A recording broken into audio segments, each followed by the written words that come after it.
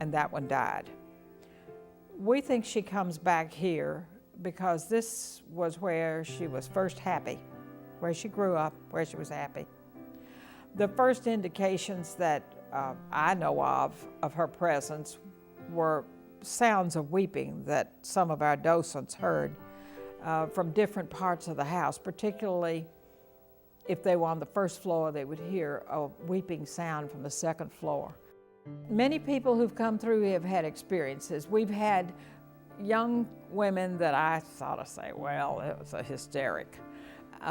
One came through one day and Jean was taking her through, and she was walking around with her shoes off upstairs, and she turned to Jean and said, I can't leave this room, she's in here. And Jean said, oh, come on, let's go. No, she's standing in front of me. My bangs are, can't you see my bangs moving? Well, they were sort of moving, as though they were being ruffled. Dust, mud, flies, and mosquitoes, the bane of city life. And Memphis had it all.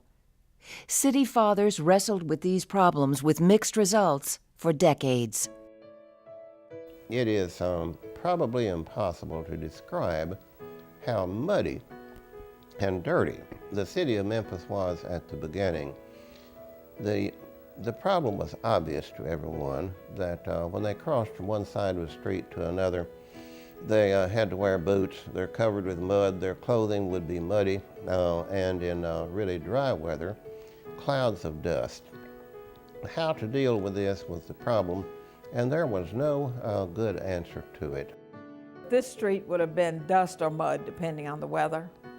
We have two chairs here in the front that have lift seats, and they put brushes in there, and they'd brush their clothes and the hems when they came in off the street. The women wore, of course, floor-length dresses just above the ankle, which collected all the street mud and dust. And so they would take cotton snakes, as they call them now. They would stuff rolls full of cotton and sew them to the under edge of their dresses. And when they got dirty, they were basted in, and they just pulled them out, put a new one in.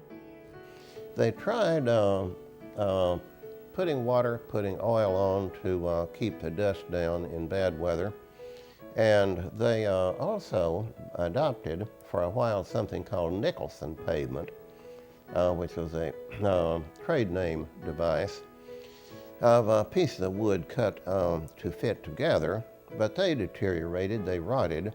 And one must remember also that all of the street surfaces were soaked with animal excrement. No diesel fuel fumes or gasoline engines at the time, but a vast amount of excrement from animals of different kinds.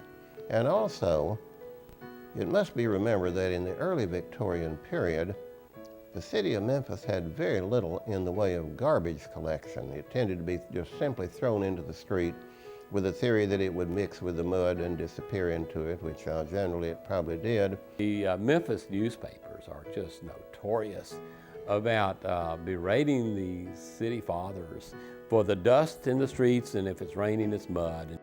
There's an incidence of a mule drowning in a mud hole down near Poplar in Main Street. And there's also, of course, it's out in a little bit in the county then, but one of the articles deals with a mud hole at the corner of what is now Poplar and Dunlap, and some wild hogs getting after some children that were playing around down there. So they're always needing the city fathers, but we've also got to realize that city government, not only in Memphis, but almost every city in the country, is basically a part-time vocation. Yellow fever was the scourge of southern cities for decades, and Memphis suffered more than most. Each summer brought death or the threat of death to every citizen, regardless of race, creed, or economic station. In 1878, a yellow fever epidemic nearly destroyed the city. The disease carried by mosquitoes decimated the population with deaths and a mass exodus of citizens. Of the 19,000 who did not or could not flee this worst epidemic, almost 80% contracted the fever and 1/4 died. this single event nearly spelled the end of Memphis. If you go west from where we're sitting now, you're actually going downhill. And at the bottom of that hill is Danny Thomas Boulevard. Underneath Danny Thomas Boulevard is a big sewer, and at that time it was known as the Gayoso Bayou. If you just travel that, you see that the paving is a meandering, not a laid out line. Well, in the 1878 yellow fever epidemic, the yellow fever epidemic sprang up. They didn't realize it was born by the Aedes aegypti mosquito, which is bred in stagnant water, and guess what? The Gayoso Bayou was stagnant water, filth, garbage, pestilence, human waste, dead animals, sitting there putrefying, breeding these mosquitoes that came up the river from New Orleans. This section of the city was so devastated that if you didn't die of yellow fever, you left because you didn't want to die, and eventually the city lost its charter, became a taxing district. This was a problem that I don't think any of us can even begin to compare what that constant threat of death must have been like, especially for the Woodruffs when they first moved in here. Here, these people were rewarding themselves with a wonderfully glorious home, and who would have thought that in a period of a short 8 years, their dream just vanished because of this mosquito that came into their lives. I don't think anybody can imagine what that must have been like for the family. And then to have to walk away from it, but they didn't walk too far away from it. They continued to live here in Memphis, but it was a constant reminder of what had happened to their businesses and what had happened to their family members. It must have been a very tragic time for the family. I think that Gayoso Bayou was the garbage can for the city, because the drays came by to pick up refuse, and that's where they dumped it, was in the bayou. But dead animals were thrown in there. They had no idea about sanitation, and I think the backup of water probably was one of the reasons they had such bad yellow fever epidemics here, because they had no idea about standing water breeding mosquitoes. St. Mary's Episcopal Cathedral is closely associated with episodes of martyrdom known throughout the world. When the 1878 epidemic struck, a number of priests and nuns, doctors, and even prostitutes stayed behind to tend to the sick and dying. The Episcopal Nun Superior, Sister Constance, 3 other Episcopal nuns, and 2 Episcopal priests are known throughout the Anglican Communion as Constance and her companions, or the Martyrs of Memphis. It was a time of great change because it was the yellow fever epidemic that wiped out a large percentage of the population of the city, perhaps 5,500, and that forced people to be more conscious of the need to spend money to establish water systems, to get a sewage system established, to begin to get the streets paved. I mean, so all of those changes are taking place. A lot of them in the aftermath of yellow fever epidemic, debt crisis, losing the city charter, and then the taxing district, and then when the city is, in a sense, reborn in the late 19th century, it's going to be a different place. If you've ever seen those pictures of the opening of the bridge, you know, that's all of these people just waiting. Who's going to be the first person to take the engine across this bridge? You know, I think a lot of people, because we're so much caught in the present, we don't really have this sense of there not being a bridge between Memphis and Arkansas. It's an exciting period in the late 19th century. It's also a difficult period. You know, you can't really ignore the fact that some of the changes that are taking place, and particularly in terms of race relations, it's a period when, as far as race relations in the city and state and nationally, you've gone from slavery to this change that brings all of this African-American population into the city. They're becoming urban people. You've got the growth of schools, you know, public school systems for African-Americans. That's a positive. You've got African-Americans who are involved in government, on the councils, on the Board of Education, the wharf master, all of these things. In the late 19th century, things start to change racially. Jim Crow segregation comes in. Voting becomes more difficult, but you have people like Julia Hooks. In 1894, you have this, this article in the newspaper where she's organizing this group of women in the aftermath of a lynching in 1894. But she's holding these meetings and she's telling these women, we have to do whatever we can to make sure that our men pay their poll taxes and vote. Behind the grand houses of Adams Avenue is a church that has stood since 1859. It is called Collins Chapel Christian Methodist Episcopal Church. Throughout its history, it has been the spiritual home for thousands of African Americans and a guiding light during trying times. Somebody said it eloquently, referring to Caesar's law, civil law, governmental law. I swear to the Lord, I still can't see why democracy means everybody but me. And so it was that rejection, that inability to receive fulfillment from the governmental law, even though the Declaration of Independence, Patrick Henry, and all those persons cried out eloquently that all men were created equal.